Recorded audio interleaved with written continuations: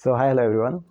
इस वीडियो हम बात करेंगे कि एक अच्छे बिजनेस को कैसे ढूंढें। अच्छे बिजनेस को हम इसको नॉर्मली नाम देते हैं कि मल्टीबैगर। नॉर्मली क्या है ना, हर कोई यूट्यूबर में बोलते हैं मल्टीबैगर, तो सुनने में अच्छा नहीं लगता है कि मल्टीबैगर होता क्या है ना। एक्चुअली अच्छे बिजनेस को ढूंढना होता है, उसको फॉलो अप करना होता है और पैटर्न को फॉलो करना होता है। क्योंकि देखिए, अगर कोई खराब बिजनेस भी बहुत अच्छे से ऊपर से मतलब बहुत नीचे लेवल पे है तो उसको मैं खरीद लेता हूँ, तो वो मेरे को 30-40% गेन तो मिल ही जाएगा ऐसा ही, तो उसका हम मल्टीबैगर तो कह नहीं सकते ना। तो एक्चुअल बिजनेस में जब वैल्यूएशन निकल के आते हैं तब हम उसको मल्टीबैगर कहते हैं। तो बाय द वे हम आज अच्छे बिजनेस का डेफिनेशन को थोड़ा बहुत रैंडमली मल्टीबैगर नाम दे के इसको फॉलो करेंगे, प्रिंसिपल को। तो कोड ऑफ मल्टीबैगर ऐसे मान के चलो, वीडियो का टाइटल। तो स्टार्टिंग वैल्यूएशन किसी बिजनेस को 20-30% से ग्रो करना चाहिए। 20-30% से मिनिमम बिजनेस को ग्रो करना चाहिए। क्यों? क्योंकि 20-30% से नहीं ग्रो करेगा तो बिजनेस डबल होने में कितना साल लग जाएगा। 20-30% से ग्रो करेगा तो नॉर्मल इंडस्ट्री में कोई भी बिजनेस ग्रो डबल होने में 2 से 3 साल लगता है। ठीक है, इसका पीरियड रहता है हमेशा। तो मान के चलो कोई एक रेंडमली कंपनी ले लो कि कोई बिस्किट बनाना FMCG कोई बिस्किट बनाने वाला कंपनी है जो 20-30% से सेल्स ग्रोथ कर रहे हैं। ठीक है, इस साल 100 करोड़ कर रहा है, तो अगले 3 साल के अंदर वो उसका डील अगर 20-30% से ग्रो करेगा तो इस साल अगर 100 करोड़ कर रहा है तो अगले 3 साल के बाद वो 200 करोड़ कर लेगा। ठीक है, अब बात आता है वहाँ पर लोअर वैल्यूएशन। ठीक है, जब हम किसी बिजनेस को खरीदने जा रहे हैं तो लोअर वैल्यूएशन पे खरीद रहे हैं, अच्छे चीज़ सस्ते दाम पे खरीद रहे हैं। ठीक है, उसका अपसाइड पोटेंशियल होना चाहिए। उसके बाद आता है रिवर फॉर मार्जिन एक्सपेंशन। अब रिवर्स मार्जिन एक्सपेंस की बात करें, ठीक है, operating leverage must play out. इसमें मैं इसको लाइन को कहता हूँ कि operating margin must play out the role, और operating leverage must play out PAT growth greater than revenue growth. इसका मतलब क्या है कि हमेशा पैट ग्रोथ, आपका प्रॉफिटेबिलिटी रेवेन्यू से ज़्यादा होना चाहिए। क्योंकि मान के चलो कोई कॉर्पोरेट का एक बार कोई चीज़ खरीद लिया, एक बार मशीनरी बैठा दिया, ठीक है, तो उसमें एक्सपेंस ज़्यादा नहीं होता है, तो सब कंपनी को हम उसमें ऑपरेटिंग ज़्यादा मिलता है। मान के चलो मैं कोई ऐसा IT कंपनी धंधा शुरू कर रहा हूँ जहाँ पर ऑन टाइम मेरे को मशीनरी खरीद के, ऑन टाइम लैपटॉप कनेक्शन खरीद के, सॉफ्टवेयर खरीद के, उसमें और एक्सपेंस ही नहीं है। ठीक है, जितना आएगा सिर्फ रेवेन्यू आएगा, तो उसमें ऑपरेटिंग लीवरेज ज़्यादा मिलता है ना। पैट प्रॉफिटेबिलिटी बार बार रहता है अदर देन एक्सपेंस, तो ये एक टर्म रहेगा। ठीक है, ऑपरेटिंग लीवरेज ज़्यादा से ज़्यादा मिले, मेरे कहने का मतलब ऑपरेटिंग लीवरेज ज़्यादा से ज़्यादा मिले। पैट ग्रोथ से रेवेन्यू ग्रोथ, मतलब रेवेन्यू ग्रोथ से पैट ग्रोथ ज़्यादा होना चाहिए, तब जाके बिजनेस का ग्रोथ प्रॉफिटेबिलिटी। क्योंकि एट द एंड इन्वेस्टर को क्या क्या मिलता है, जो प्रॉफिट आफ्टर टैक्स होता है वही तो इन्वेस्टर के लिए है ना। इन्वेस्टर वही देखता है ना। अगर किसी बिजनेस का प्रॉफिटेबिलिटी नहीं ग्रो कर रहा है, ROI नहीं ग्रो कर रहा है, तो वो क्या घंटा मिलेगा इसको। तो क्योंकि किसी बिजनेस को अगर कोई सेल कर रहा है प्रोडक्ट, कोई भी कुछ सेल कर रहा है, तो पहले कॉस्ट ऑफ गुड्स सोल्ड जो होता है वो माइनस करेगा, उसके बाद एम्प्लॉय का माइनस करेगा, उसके बाद depression, taxation, all the things, after all the deduction, उसके बाद जो जाके बचता है, पैड बचता है, तो वो इन्वेस्टर को मिलता है। तो वो एक बात हो गया। उसके बाद हम बात करते हैं पेड़ तो हमेशा पेड़ हमेशा रेवेन्यू से ग्रोथ होना चाहिए।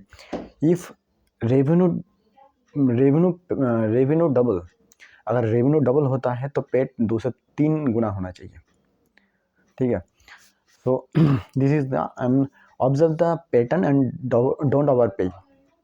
यहाँ पे मैंने लिखा है observe the pattern and don't overpay. हम कोई भी बिजनेस को, अच्छे बिजनेस है, क्योंकि देखिए एक टाइम था जब इंटरनेट का उतना फैसिलिटी नहीं था। हम लोग इन्वेस्टर लोग क्या करते थे, वो पढ़ाई करके ट्रेडिशनल प्रोसेस में, आज बहुत अपॉर्चुनिटी है कहीं पे किसी भी बिजनेस को आप इनसाइट मान के चलो, कोई उसको नोटिस नहीं, रिपोर्ट ही नहीं बना है बिजनेस का। ठीक है, 200 करोड़ में 200 करोड़ वैल्यूएशन है, 300 करोड़ का वैल्यूएशन मार्केट कैप, और एकदम से रिपोर्ट बनता है, बिजनेस अच्छा खासा करता है, तो एकदम मल्टीपल 100 गुना 150 गुना होने में कोई टाइम नहीं लगता। ठीक है, टाइम ही नहीं लगता है बिजनेस का। इसका मतलब ये हो गया। सो अब लोगों में से कोई पूछोगे कि भाई आप कितना बेगर बना लिया। ठीक है, तो देखो भाई, सिंपल से बात है, हर चीज़ दुकानदार बेचने वाला दुकानदार कभी हर चीज़ कंज्यूम नहीं करता है, ठीक है। होता है, मैंने एक कोट पढ़ा था कि आई थिंक एक बहुत बड़ा इन्वेस्टर का बोल रहा है कि each and everybody can not right, each and everybody can fail. कितना भी रिसर्च अच्छा खासा जो 35% एक्सपीरियंस के बावजूद, मैंने टोनी रॉबिन्स का बुक पढ़ जाता है, टोनी रॉबिन्स का बुक पढ़ रहा था, वहाँ पे इन्वेस्टर बोल रहा था कि एवरीवन बिकम विल। सो ये पैरामीटर है, ठीक है। उसके बाद कोशिश करें, मैंने और कुछ पॉइंट जुड़ा और डोंट ओवर पे बात किया था, ठीक है। स्टार्टिंग वैल्यूएशन अपसाइड पोटेंशियल होना चाहिए। The best time to add the stock during पेमिंग सिचुएशन।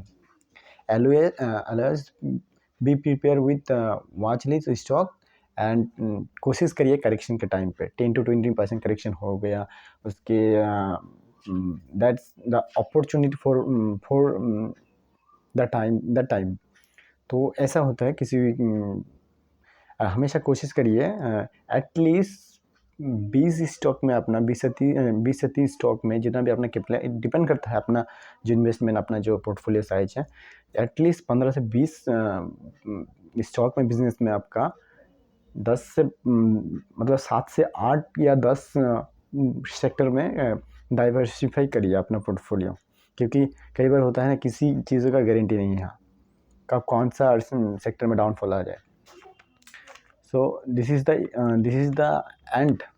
हमेशा अपडेट रहिए अपना, क्योंकि देखिए हार्ड एंड मनी कैपिटल हमेशा अगर आप अपना कैपिटल को केयर करते हो तो हमेशा आप अपडेट रहोगे। कॉल पढ़ो, पीपीटी पढ़ो, इनका जो प्रेस रिलीज आता है वो पढ़ो, एटलीस्ट प्रेजेंट पीपीटी कॉल तो पढ़ना ही चाहिए। कितना टाइम लगता है, अब अपडेट आपका मान के चलो 10 स्टॉक में अपना इन्वेस्ट करके रखा है, तो 10 का 10 एक बार खोल के देख लेते हो, अच्छा इतना किया पेड किया, मार्जिन कंट्रैक्शन हुआ तो पेड मार्जिन में प्रॉफिटेबिलिटी में डिक्लाइन हुआ, तो 2000 मतलब पिछले साल से इस साल का, जैसे कि मैंने एक again not by sale recommendation, जैसे मैं पढ़ रहा था कि सेंको का कितना हुआ, 700 का स्टॉक 250 में आ गया। बट ऑल दो बिजनेस अच्छा खासा कर रहा है, ऐसा नहीं कि बिजनेस अच्छा कर ही नहीं रहा है, ठीक है। बिजनेस अच्छा खासा कर रहा है, 25% से ग्रो कर रहा है। बट पीआर को देखो, सेक्टर में पीआर को देखो, जो अदर्स कंपनी है वो ये 10-20%, 27% से ग्रो कर रही है, ये अच्छा है। मतलब 3 साल 2.5 साल में बिजनेस डबल हो रहा है, सेल्स डबल हो रहा है, रेवेन्यू डबल हो रहा है।